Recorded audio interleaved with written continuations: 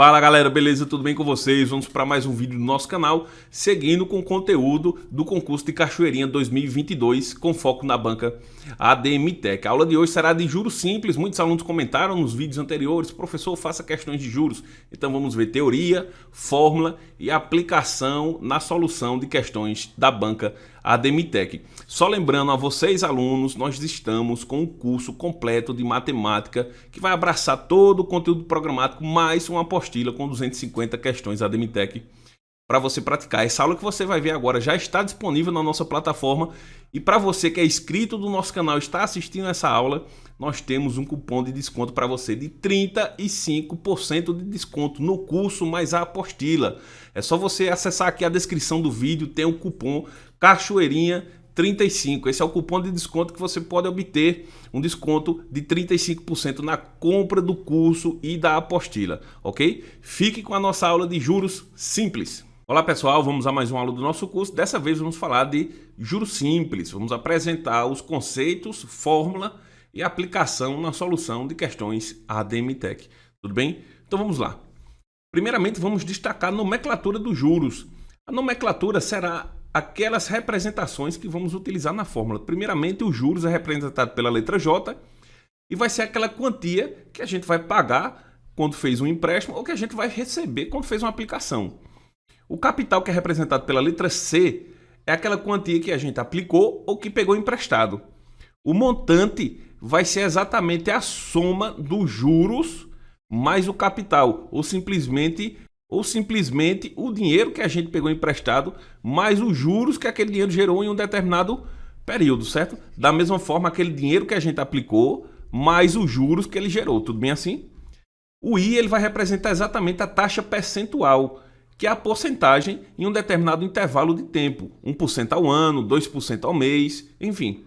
E o tempo será o período que aquele dinheiro ficou aplicado ou que a dívida ficou correndo durante meses, anos, enfim, vai ser o intervalo de tempo, que ele pode ser em dias, semanas, anos, meses, semestres, etc. Tá? E aqui nós temos a fórmula de cálculo do juros simples. J ele vai ser igual a C vezes I vezes T, ou simplesmente CIT, para fazer a abreviação, onde C ele vai ser o capital, o I ele vai ser a porcentagem e o T vai ser o tempo. Agora perceba que essa fórmula está dividida por 100, justamente porque a gente está falando de porcentagem. Professor, e o cálculo de juros simples é porcentagem? Sim, porque sempre vai falar de porcentagem. 1% ao mês, 2% ao ano, 10% ao semestre. E lembra lá nas nossas aulas de porcentagem, quando eu vou calcular uma porcentagem, eu sempre divido por quanto? Por 100. E no caso da fórmula do juros simples não é diferente, temos que dividir também por 100. Tudo bem assim? Outro ponto muito importante a destacar na nossa fórmula de cálculo do juros simples é o seguinte: a taxa e o tempo devem estar na mesma unidade. Taxa e tempo devem estar na mesma unidade. Taxa de juros, 5% ao mês. Tempo, 12 meses, 13 meses, 5 meses, eles precisam estar na mesma unidade de tempo. A gente não pode fazer o cálculo da seguinte maneira: eu peguei um empréstimo a 5% ao mês durante 12 anos. Então não posso pegar esses valores e jogar na fórmula. Os dois têm que estar ao mês ou os dois têm que estar ao ano. Então a gente tem que fazer a transformação. Outro ponto importantíssimo é a proporcionalidade do juros simples. O juros simples ele representa uma proporcionalidade. Como assim proporcionalidade, professor? Imagine que eu aplico um dinheiro em um fundo de investimento que ele me rendeu R$100 ao mês, certo? Em 2 meses ele vai me render quanto? R$200. Em 3 meses, 300. E a metade de um mês, em 15 dias, ele vai me render quanto? R$50. Então veja que o valor ele vai ser proporcional. Em 10 meses, quanto vai me render? R$1.000, ou seja, R$100 a cada mês. E isso ocorre apenas nos juros simples. Tudo bem assim? O valor será proporcional. Outro exemplo, para ficar bem claro: se eu fiz uma aplicação e me rendeu R$500 ao ano, em 6 meses, quanto ele vai me gerar? R$250, que é a metade de um ano. Em 2 anos, quanto vai gerar essa aplicação? O dobro, ou seja, R$1.000. Tudo bem assim? Então vamos lá. No passo seguinte, tem um exemplo destacando como o tempo e a taxa têm que estar na mesma unidade. Observe aqui, ó. Calcule os juros de R$6.000 aplicados durante um ano a taxa de juros de 2% ao mês.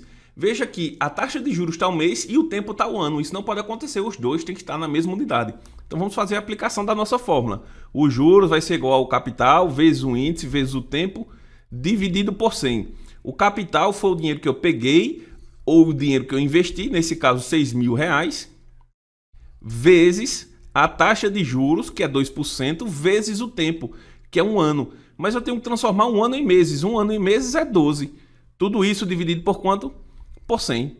Agora chega o momento da simplificação. Eu posso cancelar os zeros do numerador com o denominador. Agora, isso eu só posso fazer porque é uma multiplicação, tudo bem?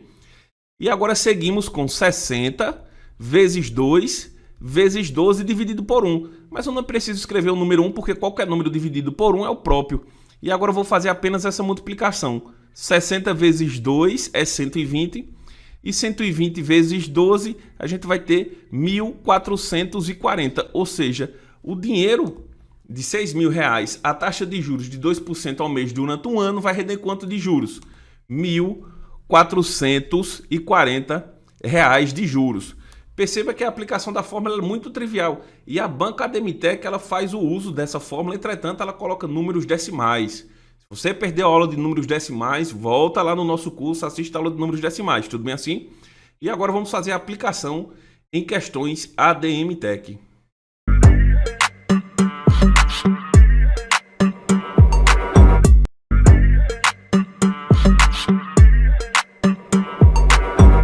E vamos à solução de questões de juros simples da banca Ademtec, fazendo a aplicação da fórmula que a gente viu na aula anterior. Vamos lá.